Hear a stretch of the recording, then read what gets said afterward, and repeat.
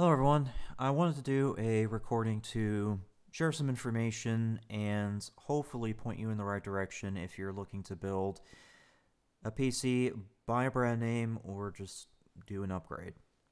Before I get into that, I want to say the same thing I did in my last recording, the one I just did. There has been a couple of my recordings now where people have downvoted my video and said nothing.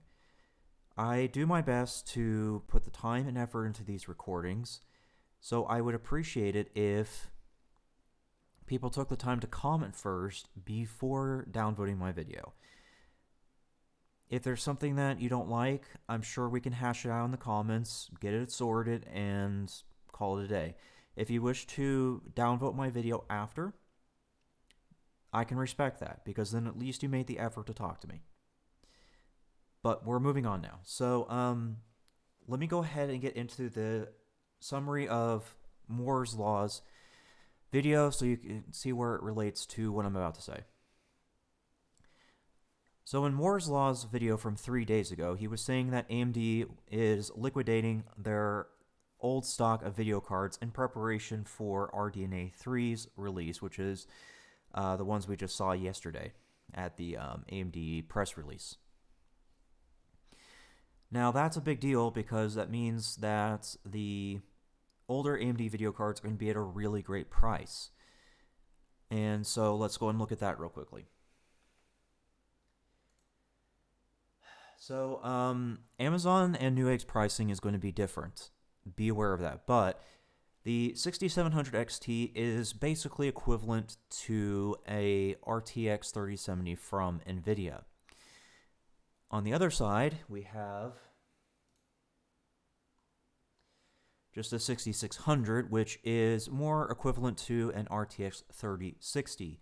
So keep these two in mind as we proceed with some discussions here. Given that brand names are most common, we're going to go and start there. Now, StarForge has been in the news recently, or well, I should say YouTube news, because, you know, Linus Tech Tips talked about it and a couple others. So whether or not you want to go with this brand name is completely your decision. However, I will point out that I searched a whole bunch of brand names. I checked Power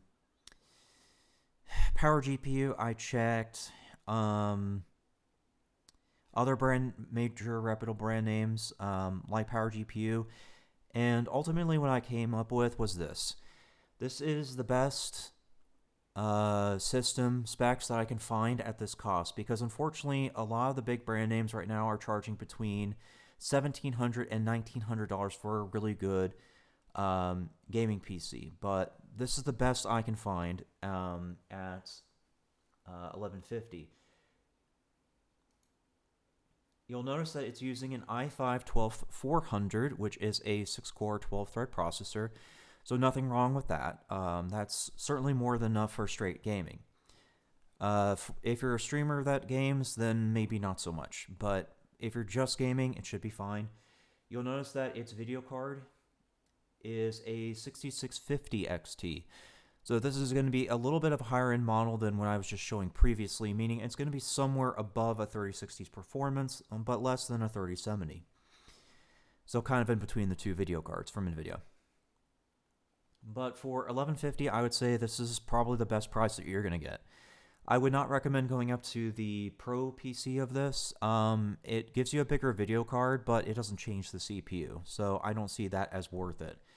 But certainly this model, at the price, 100% worth it. Assuming that they build it right this time. But anyways, so that's brand name. So let's talk about hand building a PC.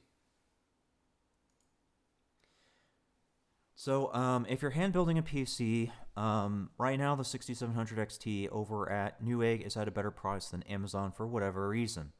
You'll even see this when I tab over. So 370 here. Over 400 here. You can see there's a very big difference between Newegg and Amazon right now. I have no idea why that is.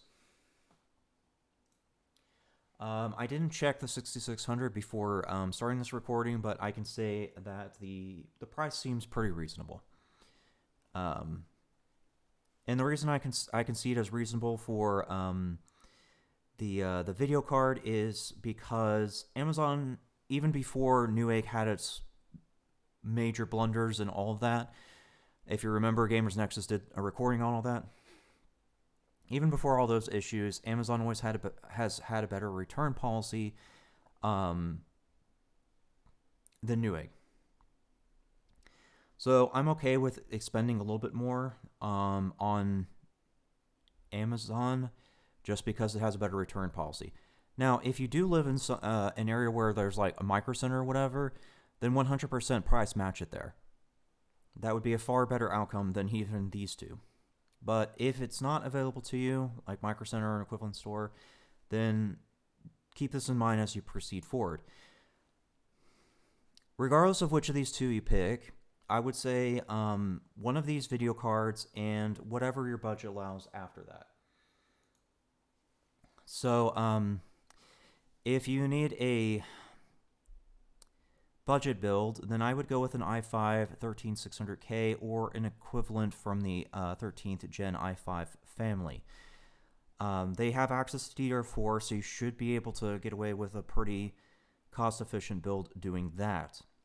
However, if you can afford a little bit more, I would definitely go with the new AMD Ryzens. Now, that's going to be a much larger discussion, so we'll come back to that in a minute. But for right now, I just want to say that I would recommend that you pick either the i5 13600K or one of the AMD Ryzens for your build, plus one of these two video cards, either the 6600 or the 6700 XT if it's at this price. Because if it's any higher than this, I wouldn't recommend it. But that said, let's go ahead and now talk about AMD versus Intel. So while the new AMD Ryzens certainly don't have the gaming performance of the i5 1300K, there are other factors to consider, such as the fact that the AMD platforms in general are longer term, meaning that AMD supports them for much longer than Intel does. We saw this with the last platform, which was AM4. The last generation of Ryzens were supported for years. And it looks like AMD is going to do the exact same thing with the new Ryzens, in that they're going to support it for years. Certainly not as long as the last platform, but it will certainly be longer than Intel. There are other reasons to consider AMD over Intel this time around, besides the longevity of the platform. There is also the thermal throttling thing, as well as cooling. So the new AMD Ryzens are actually pretty cool. And on top of that, they don't have thermal throttling, meaning that they will maintain full speed all the way up until 95 Celsius. That's what they're designed for. They're designed to take heat as far as 95 Celsius. So that's another thing that we need to point out here, because it's important not just for considerations of purchases, but also for reasons of performance. Because while the stock AMD Ryzen certainly is not as good as a stock i5 1300K, in certain circumstances, you can boost the crap out of it and lower that gap or equal it out. So do keep that in mind. As far as the i5 1300K is considered, well, yeah, it performs well and it's great for budget, but if you have the money to throw around for DDR5, I would sooner consider an AMD Ryzen for the reasons that I just mentioned. So that's kind of like the summary of how to think about these purchases. AMD Ryzen's a long-term platform for CPUs. i5 1300K is for budget. As far as video cards are concerned, the 6600 is for equivalent or near equivalent 3060 performance, and the 6700 XT is for 3070 performance. So hopefully I've summarized everything. Thanks for listening.